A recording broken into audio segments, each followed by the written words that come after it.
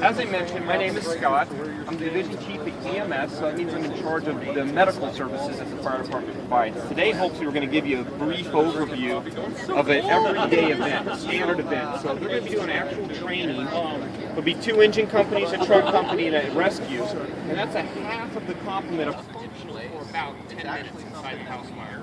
Because they're on contained air, because of the temperature, their body temperature increases as well. So you'll see the gear they're wearing today, it doesn't allow any body to escape. So when they come out, they'll have a core temp of about 101 degrees.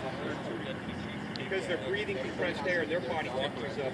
Physically, they're only the walls or metal. Inside of it. Where there's smoke, there's smoke. That's right. It allows us to can't see your hand the actual event in a safe way.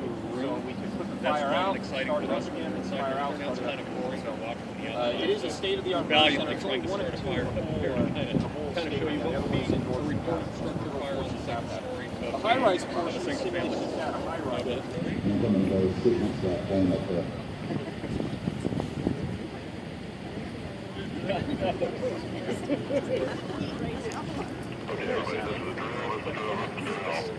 Engine 82, engine 86, engine 81, engine 83, truck 82, rescue 83, rescue 82, battalion 8, battalion 9, being out the 401 anthem, report of structure fire.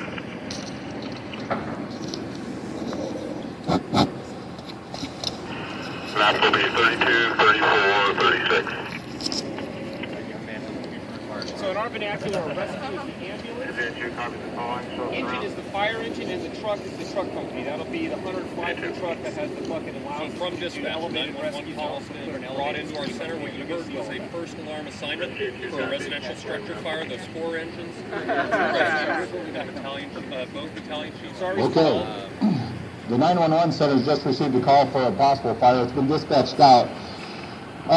Typical fire response for us is 4 engine companies, 2 rescues, a truck company, and 2 ambulances that will respond on in, and 2 battalion chiefs. That's a typical response to handle just your typical single-family dwelling fire. Anything else that's bigger than that is going to get more and more resources as we talk about a fire safety.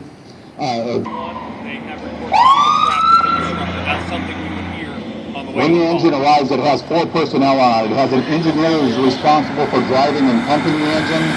It has a captain who's responsible for the decision-making that takes place. It also has a firefighter and a firefighter paramedic that will be making entry into the structure with the captain. When he arrives on scene, they'll establish what we call as command, knowing that that engine company is the one that's in charge and all the decisions will be coming from that individual.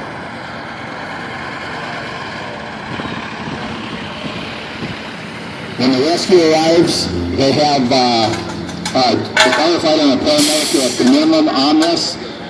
They are both cross-trained as firefighters and medical personnel in a fire situation.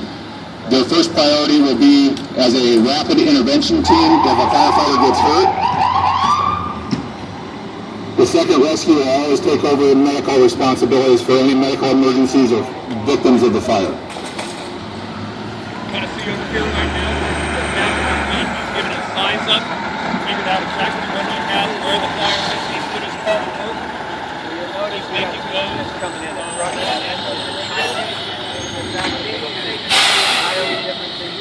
As the truck company arrives on scene here, their primary response to a structure fire is going to be HEPA ventilation, basically opening up the building, releasing all the smoke and the heat.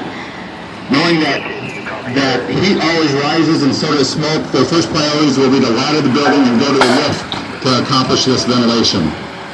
This is when you see them on the roof and they'll be cutting a hole in the roof to release all the toxic gases and the smoke from the roof, clearing up the condition inside for the firefighters so that they can see and taking the heat out of the building. So the hose are coming.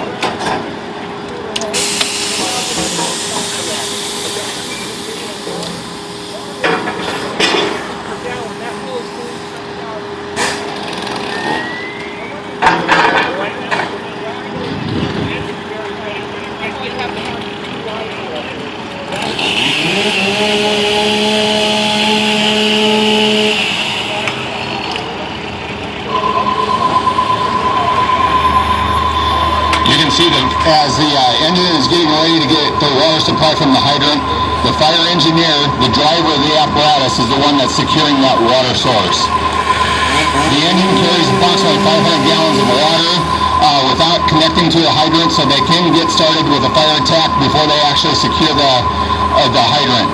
However, in this case here, we want unobstructed water flow to the engine in case the fire gets too intense and they need to continuously flow water on this fire. The hoses that they have there are an 1 3/4 attack line. It's the most common line that we have that we pull off. It has the GPM capability, gallons per minute, of approximately 150 GPM when they open the nozzle up completely on a fire.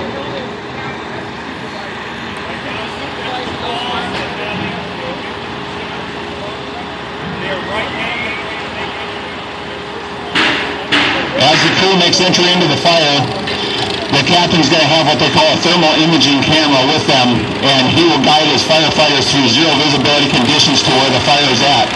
These cameras here will also indicate the temperature of the interior of the structure. This is extremely important as certain temperatures will cause the entire area inside the home to engulf, called the flashover. The captain will continue to monitor this temperature as they advance towards the seat of the fire.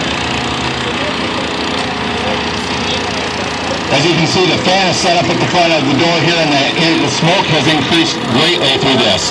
This is actually clearing the smoke in front of the firefighters to the fire floor. Now that the building has at least one window open here, and they'll be able to advance fairly quickly into the fire at this time.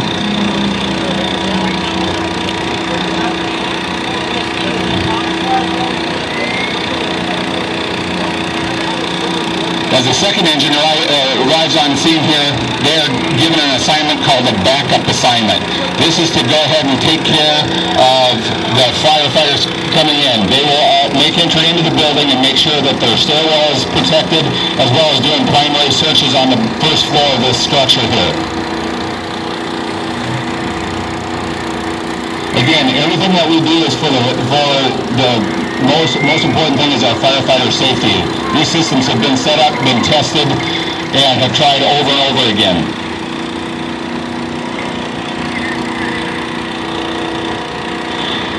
As you can see, the picture